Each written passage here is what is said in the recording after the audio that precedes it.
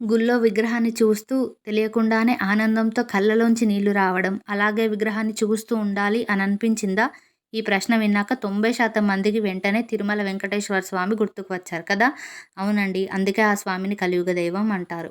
కొన్ని months back అయితే మేము వెంకటేశ్వర స్వామిని దర్శించుకున్నామండి. ఒక వీడియో అయినా మన ఛానల్‌లో ఉండాలి వెంకటేశ్వర స్వామి గురించి అని అనిపించింది. అందుకే ఈ వీడియో అండి. పెద్దవాళ్ళు అంటారు కదా! జీవితంలో ఒక్కసారైనా తిరుమల వెళ్లి వెంకటేశ్వర స్వామి దర్శనం చేసుకోవాలి అని. మనం వెళ్ళాలనుకుంటే కాదు. ఆయన నుండి మనకు పిలుపు రావాలి. ఆ స్వామి పిలుపు వస్తే గాని మనం వెళ్ళలేం.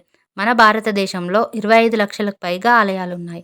అందులో స్వయంభూ క్షేత్రాలు చాలా ఉన్నాయి. కానీ ఎక్కడ ఏ గుడిలోనూ లేనటువంటి ఆకర్షణ తిరుమలలో మాత్రమే ఉంది. ఎందుకంటే దానికి కారణం కలియుగం అంతమయ్యే వరకు నేనే స్వయంగా ఈ తిరుమలలో కొలువుంటాను అని సాక్షాత్తు ఆ శ్రీ మహావిష్ణువే మాట ఇవ్వడం. ఈ మాట 18 మహాపురాణాల్లో ఒకటైన స్కంద పురాణంలోని వెంకటాచల మహత్యంలో ఉంది.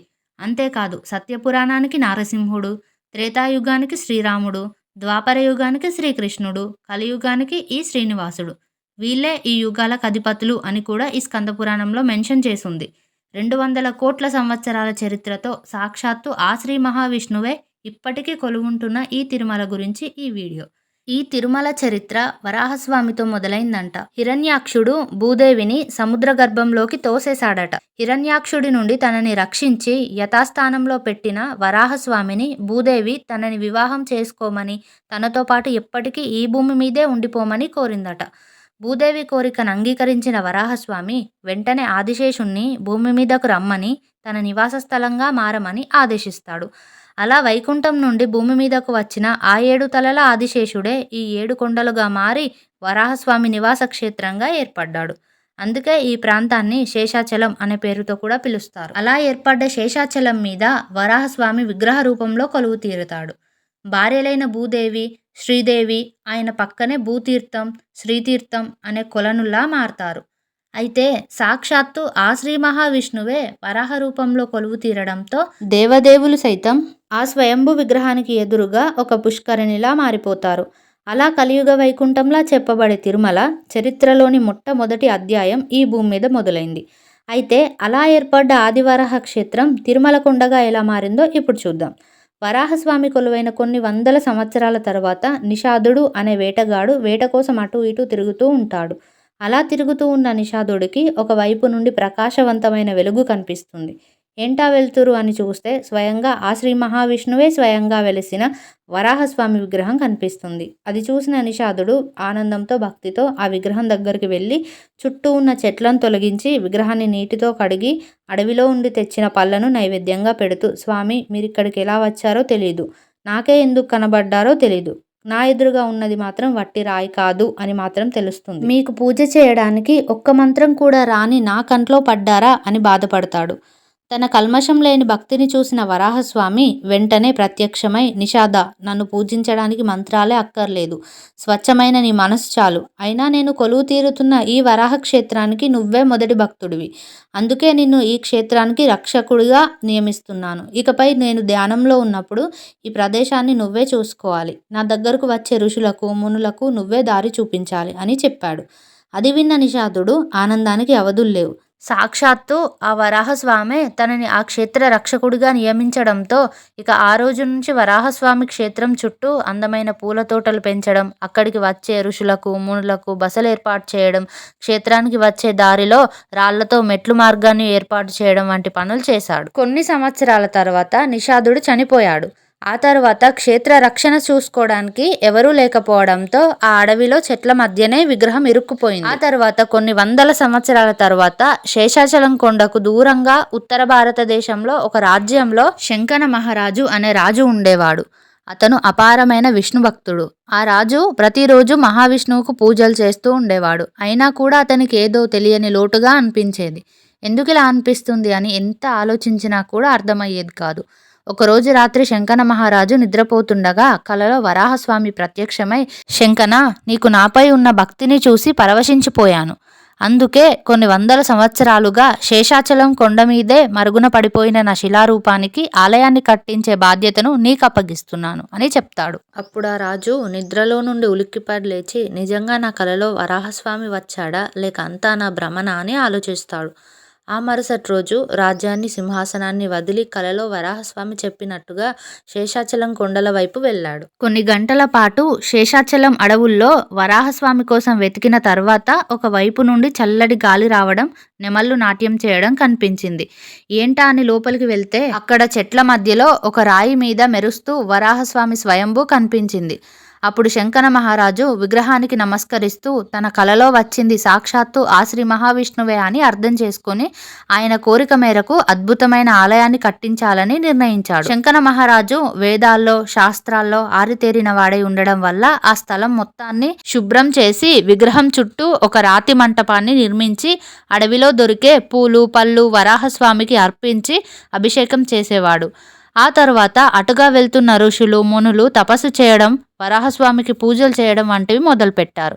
కాలంతో వయసు పెరిగి ముసలివాడవడంతో శంకన మహారాజు పౌర్ణమి రాత్రి వరాహస్వామికి ఘనంగా అభిషేకం చేసి, ఇన్ని రోజులు నిన్ను పూజించే భాగ్యం నాకు దక్కినందుకు నా జన్మ ధన్యమైంది. ఇక నాకు జీవితంలో ఎలాంటి కోరిక లేదు. ఉన్న ఒకే ఒక్క కోరికల్లా నేను నీలో కలిసిపోవడం మాత్రమే అని చెప్పి అక్కడే ఉన్న తీర్థం వద్ద ధ్యానం చేస్తూ కూర్చున్నాడు. మరుసటి రోజు అక్కడికి వచ్చిన తన శిష్యులకు కేవలం తన కర్ర, వస్త్రాలు మాత్రమే కనిపించాయి. శంకన మహారాజు కనిపించలేదు. అయితే శంకన మహారాజు ఆత్మను లీనం చేసుకోవడానికి సాక్షాత్తు ఆ వరాహస్వామి సుదర్శన చక్రం వచ్చిందని, అందుకే ఆ తీర్థాన్ని చక్రతీర్థం అనే పేరుతో పిలుస్తారని పురాణాల్లో మెన్షన్ చేశారట. అయితే సత్యయుగంలో నిషాదుడు, త్రేతాయుగంలో శంకన మహారాజు ఇద్దరు వాళ్ళ శక్తి మేరకు పూజలు నిర్వర్తించారు.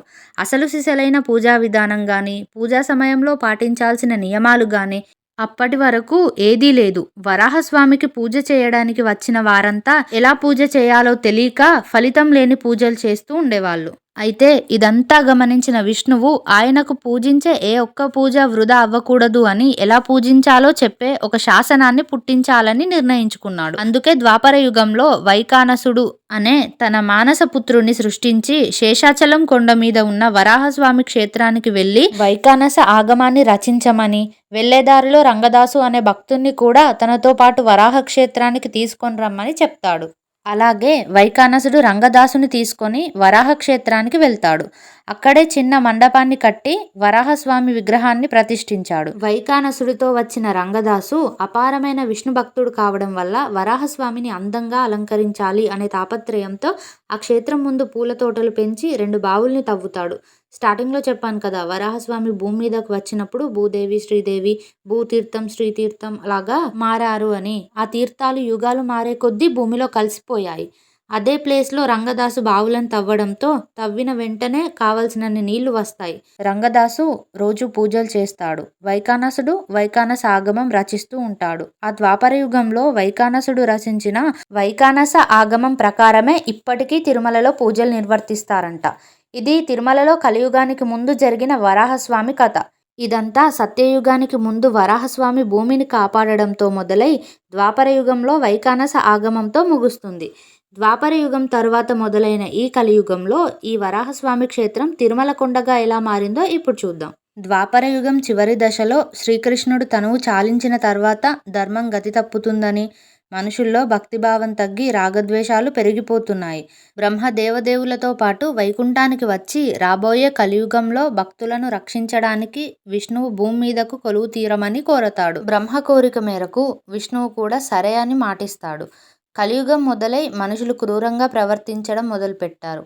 అప్పటికీ విష్ణువు భూమి మీదకు రాకపోవడంతో బ్రహ్మ తన కుమారుడైన నారదుడిని పిలిచి మహావిష్ణువును భూమి మీదకు రప్పించే బాధ్యతను అప్పగిస్తాడు. విషయం తెలుసుకున్న నారదుడు కొన్ని వందల మంది మునులతో, ఋషులతో కలిసి భూమి మీద యజ్ఞం చేస్తున్న భృగు మహర్షి ఎదురుగా ప్రత్యక్షమవుతాడు. ఇన్ని యజ్ఞాలు చేస్తున్నారు, త్రిమూర్తులలో ఎవరికి సమర్పిస్తారు అని భృగు మహర్షిని నారదుడు అడిగాడు. అప్పుడు ఋషులు, మునులు ఒక్కొక్కరు ఒక్కో పేరు చెప్పడంతో వాళ్ళలో వాళ్ళే వాదించుకునే పరిస్థితి వచ్చింది. అప్పుడు భృగు మహర్షి తానే వెళ్లి స్వయంగా త్రిమూర్తులను పరీక్షించి వాళ్ళలో ఎవరు గొప్పో తేల్చాల్సిందిగా నిర్ధారించుకుంటాడు. భృగు మహర్షి ముందుగా బ్రహ్మలోకానికి వెళ్తాడు. అక్కడ సరస్వతీదేవి వాయిస్తున్న వీణని వింటూ భృగు మహర్షి రాకను బ్రహ్మదేవుడు పట్టించుకోకపోవడంతో భృగు మహర్షికి కోపం వచ్చి బ్రహ్మను శపిస్తాడు. బ్రహ్మకు భూలోకంలో ఎటువంటి పూజలు జరగవని శపించి కైలాసానికి వెళ్తాడు. కైలాసంలో పార్వతీదేవితో నాట్యం చేస్తున్న పరమేశ్వరుడు భృగు మహర్షి రాకను గమనించలేదు. భృగు మహర్షికి కోపం వచ్చి భూమి మీద ఆయన రూపంలో కాకుండా కేవలం లింగ రూపంలో మాత్రమే పూజిస్తారు అని శపిస్తాడు. అక్కడి నుండి వైకుంఠానికి బయలుదేరుతాడు. వైకుంఠంలో విష్ణువు ఆదిశేషుడి మీద పడుకొని ఉండడం, లక్ష్మీదేవత కాళ్ళు నొక్కుతూ ఉండడం, ఆ కాళ్ళు సరిగ్గా తన వైపే పెట్టి ఉండడం చూసి భృగు మహర్షికి కోపం వచ్చి విష్ణుమూర్తిని గుండెలపై తంతాడు. భృగు మహర్షి కోపానికి కారణం తన కాలి కింద ఉన్న ఆగ్నినా నేత్రం అని అర్థం చేసుకొని అయ్యో మహర్షి అయిపోయింది అని భృగు మహర్షి కాళ్ళు పట్టుకొని కాళ్ళ కింద ఉన్న ఆగ్నినా నేత్రాన్ని వేలితో పొడి చేస్తాడు. దాంతో తాను ఎంత పెద్ద తప్పు చేశాడో తెలుసుకున్న భృగు మహర్షి తనని క్షమించమని విష్ణువుని కోరుతాడు. ఇదంతా చూస్తున్న లక్ష్మీదేవి మాత్రం తన భర్తను ఒక సాధారణ మహర్షి కాలితో గుండెల మీద తన్నడాన్ని భరించలేక అవమానంగా భావించి వైకుంఠాన్ని వదిలి భూలోకానికి వెళ్లిపోయి ఒక మనిషి రూపంలో జీవించడం మొదలుపెట్టింది. లక్ష్మీదేవి లేని వైకుంఠంలో ఉండలేక తనని మళ్లీ వైకుంఠానికి తీసుకురావడానికి భూమి మీదకు ఆ శ్రీ మహావిష్ణువు శ్రీనివాసుడు అనే మనిషి రూపంలో వచ్చి లక్ష్మీదేవిని వెతకడం మొదలు పెడతాడు. వెతికి వెతికి అలసిపోయిన శ్రీనివాసుడు తిరుమల కొండ మీద ఉన్న ఒక చింత చెట్టు కింద కూర్చొని ధ్యానం చేయడం మొదలు పెడతాడు. అలా కొన్ని సంవత్సరాల పాటు ధ్యానంలో ఉండేసరికి శ్రీనివాసుడి చుట్టూ ఒక పుట్ట ఏర్పడుతుంది. అక్కడ అంతు చిక్కని విషయం ఏంటంటే సత్యయుగంలో రాముడు, ద్వాపర యుగంలో శ్రీకృష్ణుడు ఇద్దరూ కూడా వాళ్ళ తల్లిదండ్రులైన దశరథ మహారాజు, కౌసల్యాదేవి, వసుదేవుడు, దేవకీదేవి దగ్గర రాముడు వనవాసం కారణంగా, కృష్ణుడు తన మామ కంసుని కారణంగా ఎక్కువ రోజులు గడపలేకపోయారు. అందుకే బ్రహ్మదేవుడు ఆ తండ్రులని చింత చెట్టుగా, తల్లులని మట్టి పుట్టగా సృష్టించి ఉంటాడు. అయితే శ్రీ మహావిష్ణువు శ్రీనివాసుడిగా మారి తిరుమల కొండ మీద ఒక పుట్టలో ఉన్నాడని నారదుడు వెళ్ళి కొల్హాపూర్ అనే ప్రాంతంలో ఉన్న లక్ష్మీదేవికి చెప్తాడు.